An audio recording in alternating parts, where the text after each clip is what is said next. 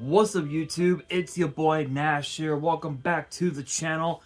Now, before we get started with today's intriguing episode of Yu-Gi-Oh's biggest issue, the road to 200 subs has now come to a close, and we are now on the road to 500 subs. Who knows? Maybe we might hit 500 subs by the end of the year. Only time will tell. But as I have said in previous videos, if this channel does get to 500 subs, I will open up this Korean LOB booster box in its entirety on the channel that I got from my partners at Collector Store. So be sure to check them out. Link and address will be in the description below. By checking them out, not only does it support them, it also supports the channel, and I would greatly appreciate it. On the hopes to potentially pull a Blue Eyes White Dragon, a Dark Magician, a Red Eyes Black Dragon, a piece of Exodia, Monster Reborn, Pot of Greed. The possibilities are out there. However, if this channel gets to 1,000 subs, I will open up this first edition Toon Chaos box in its entirety on the channel that I also got from my partners at Collector Store, on the hopes to potentially pull a collector's rare out of this set. But it wouldn't be the first time that I pulled a collector's rare, because I also pulled this. Freshly pulled out of my Genesis Impact box opening that I did a few months back is a collector's rare Beat Cop from the Underworld. This thing is absolutely beautiful.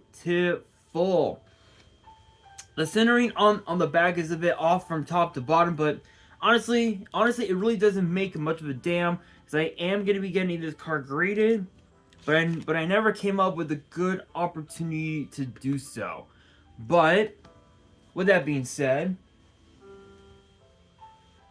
if you guys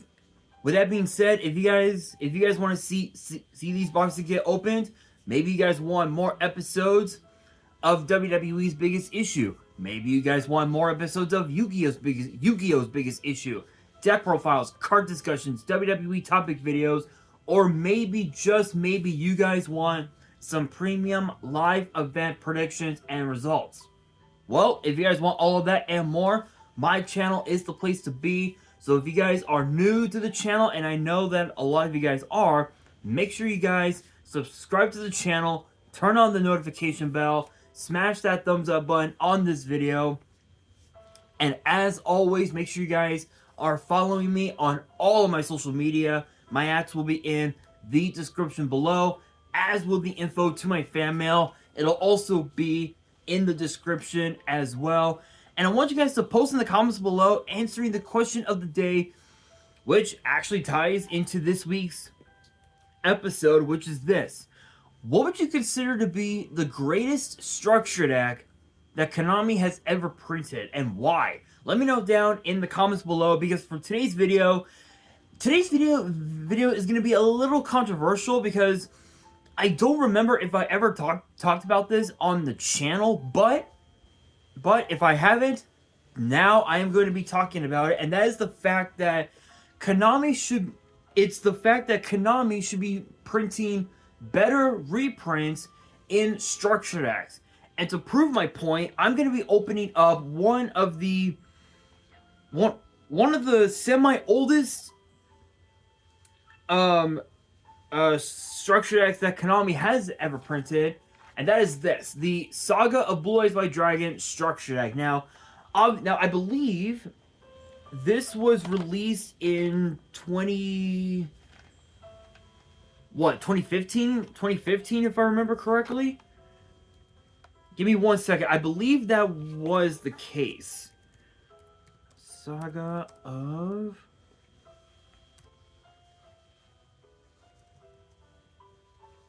Here we are. Saga of Blue Eyes White Dragon. Let me see. If I remember correctly...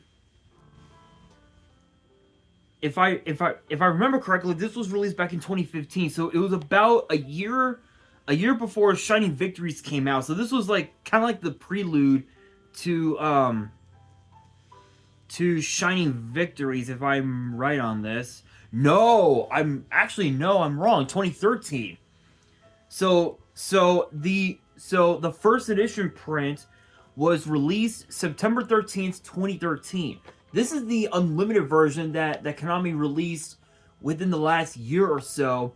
And the reason being is because of the fact that because of Battle of Chaos that we got, what was it, last year in 2022, and the new Blue Eye support that was in there, Konami was like, you know what, we'll just go ahead and reprint this. So this is a prime example of Konami putting reprints into structure shacks. I'll say this: the reprints that are in here they're not what we were expecting. You know what I'm saying? So I'll show it off right now. Give me a second. So we'll get that out of the way. So I got the deck here with me. This is the playmat that the little paper playmat that it comes in. And I'm not gonna lie, it's something. It's something. I'll just say that it is something.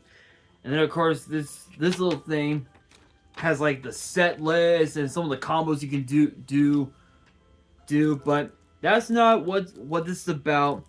This is what it's about. So let's take the plastic off.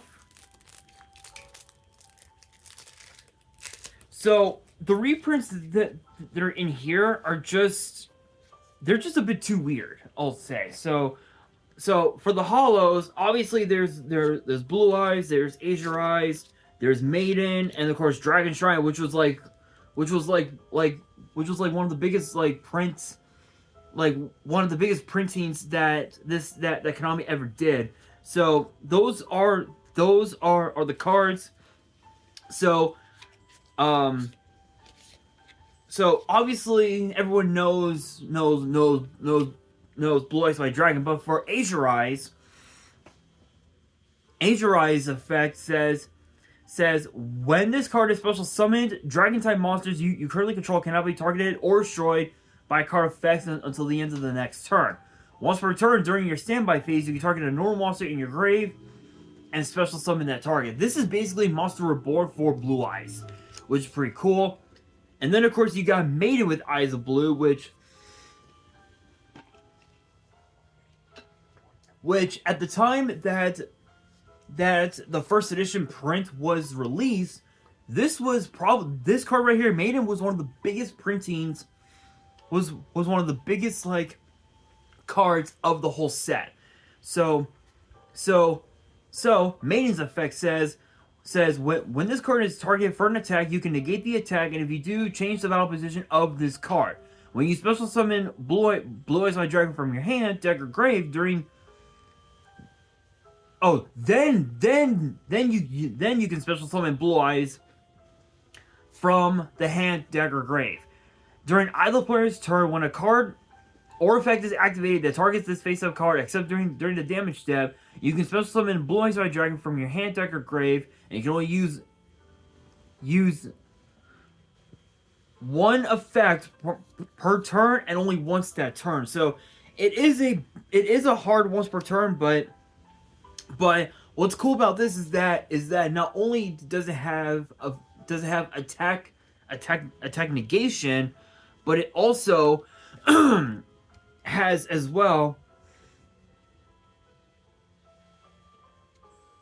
a bit of a cyber rev system effect, if you will, which is pretty cool. And then of course Dragon Shrine, basically it's Fool's Burial. Send one dragon from your deck to the grave. Then if that monster in your grave is a dragon type normal, you can send one more dragon from your deck to the grave. So these four hollows were the biggest cards that were in the structure, which is absolutely insane. And then of course these reprints. These are some of the worst reprints I have ever seen. Like obviously Rabbit Dragon, obviously being an 8, perfect to go into perfect to go into the Azure Eyes. Alexander Dragon was a bit of a weird one. Luster Dragon was one. Flame Belt Guard. Obviously, yes, Guard was a big reprint because it's a 1-star tuner, but there could have been better reprints than this. And again, just like with this one, Darkstorm Dragon. Yes, Darkstorm Dragon is a pretty good card because it acts as like a Harpy's Feather Duster. For both sides of the field. The problem is that it's a Gemini, so you would literally need to have some sort of like Gemini like spell or trap card to normal summon this, and then be able to just wipe the back row clean. My opinion, my honest opinion, I feel like something like Schwarzschild Limit Dragon could have been a good reprint, but I think Schwarzschild didn't get released until, what was it, Primal Origin, if I remember correctly. So it's been so yeah. So this was released right around the time that what you call it, that I'm trying to think, Lord of the Tachyon Galaxy was printed. So, but yeah, Mirage Dragon, another really bad reprint. Divine Dragon, Apocalypse. This one's a bit of a cool one. Once per turn, you can discard a card, target a dragon in your grave, add that target to your hand. So this is a pretty good reprint, I'll say. White Stone, a legend, a pretty good reprint. Kaiba Man was a bit of an odd reprint because I believe tribute this card, special summon Blue Eyes from your hand. So this was basically like one of the more better reprints because this was originally a secret rare. Funny enough, Herald of Creation. Herald was okay. Herald was okay. Kaiser Seahorse was good. Honest was good. Shining Angel was okay, even though you get two of them. Burst Stream is whatever. Stamping Destruction is sort of like an MST, but not really. Wimpy of Giant Dragon. This is basically your Harpy's Feather Duster for the whole deck. Basically, in other words, trade-in, Cards of Continents, White Elephant's Gift. White Elephant's Gift, 1-for-1, Reborn, Dragonic Tactics, Soul Exchange, Econ, Fiendish Chain. Yeah, so you get some pretty weird reprints. Compulsive's another weird reprint. Champion's Vigilance. If you control a level 7 or higher normal monster, when a monster will be summoned or a spell trap is activated, negate the summon or activation and destroy that card. So this basically works with Blue Eyes, which is pretty cool. And then these are some of the newer cards that this structure deck has. So you have Rider of the Stormwinds, which is another 1-star tuner, which is pretty cool. A reprint and Kaiser Glider. Harag Dragon of Tefnuit. Silver's Cry, which is basically like Monster Reborn for Blue Eyes. Swords of Villain Light, probably one of the worst reprints because there could have been better ones, but it is what it is. And then Castle of Dragon Souls, which is like another Monster Reborn of sorts. But that was the structure deck. All in all, this is exactly what I'm talking about.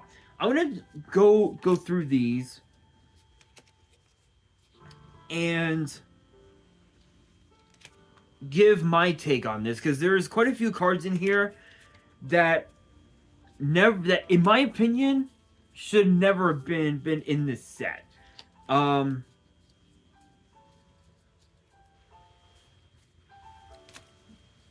Let's see.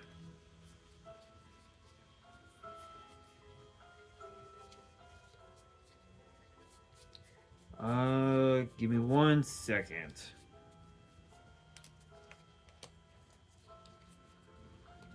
Okay, so after closely looking at these are the cards that I feel like that never should have been printed in this structure deck. So Luster Dragon is definitely one of the biggest. Is definitely one of them. My honest opinion, I feel like as if this, I feel like as if there could have been a much more better card than this one. Like maybe what's that maybe throw in a second what you call it? A second Kaiser Seahorse perhaps. I feel like that could have been a much more better printing. Alexandrite Dragon again. I feel like, and I'm saying this now. I feel like as if this card and Swords, these two cards right here, could have been replaced with White Dragon Ritual and Paladin of White Dragon. Reason being is because with Paladin of White Dragon, it makes it easier to go into your blue eyes, and you can you could just go ahead and normal summon a 1-star tuner, and then just sink them off into this right here. That's just how I see it. Darkstorm Dragon again it could have been I don't know, like again could have been Schwarzschild Limit Dragon, but I don't think it was ever released right around this time. I could be wrong though, but I think Schwarzschild would have been so much easier, mainly because it's essentially a Cyber Dragon, and that's the only effect that it has. So I feel like Schwarzschild could have been better. This one, Sonic Bird, hands down, no doubt about it. Now Burst Stream, I get that people are gonna hate me for it because it's essentially a Raigeki of sorts. But to be fair, this card is a bit too conditional,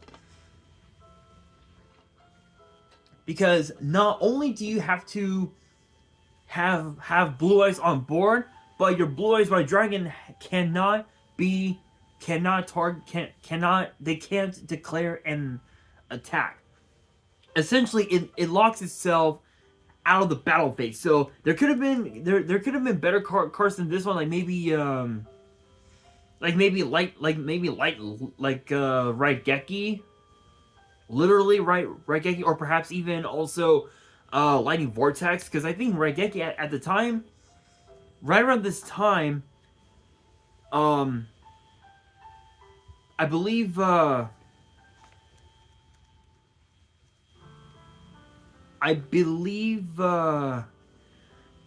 was the one? Raigeki was banned right around this time, so people were trying to come up with ways to wipe the opponent's board clean, and Lightning Vortex was like one of them. So Kunai would change again. This is another one that I'm talking about. Honestly, I'm saying it now. Instead of this card, could have been something like Shadow Spell. Shadow Spell is basically Kunai, but in a continuous trap form. Compulse, it's an okay reprint, but there could have been better ones. I feel like this one though was had become way past its prime, in my honest opinion. Kaiser Glider is definitely another one, as is this one, Heretics Dragon of Tefnuit. I feel like with both of these cards, I feel like as if the structure deck had a Blue Eyes like rank 6, then these two cards would have been so perfect for this structure deck. But honestly, it is what it is. But I will say this. Konami does need to have better reprints in structure decks. Don't get me wrong. Don't get me wrong. reprints like Ash Blossom and Ghost Ogre and Ghost Bell and Raigeki and Dark Hole and Harpy's Feather Duster, all these like high-end meta staples, if you will, they're excellent reprints, no doubt about it. But the fact that Konami is printing older cards from like fucking Legend of Blue Eyes White Dragon, like Swords of Villain Light and all that. Yes, there are some cards from sets like LOB and Metal Raiders and Spell Rulers that are like really good, you know, like obviously Monster Reborn, Raigeki, Dark Hole, you know, and whatnot. Yes, those are really good reprints, but with the upcoming structure X coming out in the foreseeable future, those structure X need to have those types of cards. Raigeki, Dark Hole, Monster Reborn, Feather Duster, cards like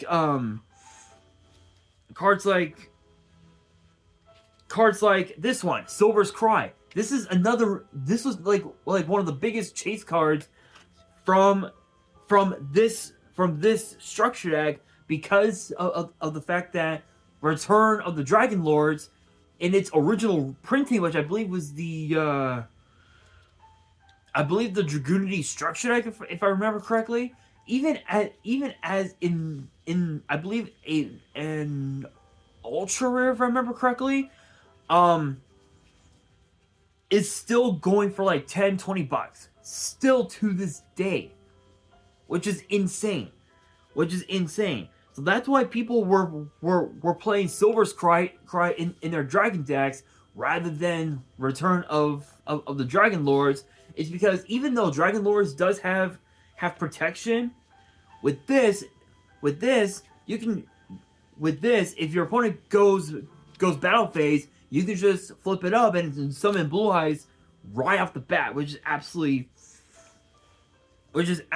insane. So again, my honest opinion, Konami does need to put in better reprints in structure decks. Otherwise, those structure decks are going to be considered the worst of them all. Take note of the Freezing Chains structure deck, the Ice Barrier structure deck. Had some of the worst reprints ever, and yet no one is playing is playing the deck because Ice Barrier is past its prime. We're at a point now where we had just gotten done with YCS Bologna, and Rescue Ace was like one of the top meta decks of the entire tournament, literally. So I will say, I will close out this video by saying this. The next structure X that Konami releases, which again, any new cards, I will be talking about them here on the channel. Those reprints had better be good, because otherwise nobody's gonna buy them. Nobody's gonna buy those decks, and people are just gonna buy the singles of the new cards, and the hell with the rest of the structure deck. But with that being said, let me know down in the comments below your thoughts on this topic, and what kind of reprint, what older cards do you believe Konami should print in future structured decks? Let me know down in the comments below, and that'll do it. Excuse me. That will do it for this week's episode. Hopefully you guys enjoyed. If you did, make sure you guys smash that thumbs up button. If you guys are new to the channel and you guys want more episodes of Yu-Gi-Oh's Biggest Issue in the future, make sure you guys subscribe to the channel, turn on the notification bell, and follow me on all of my social media. My ads will be in the description below, as will the info to my fan mail. It'll also be in the description as well. And on that, this is your boy Nash, signing out.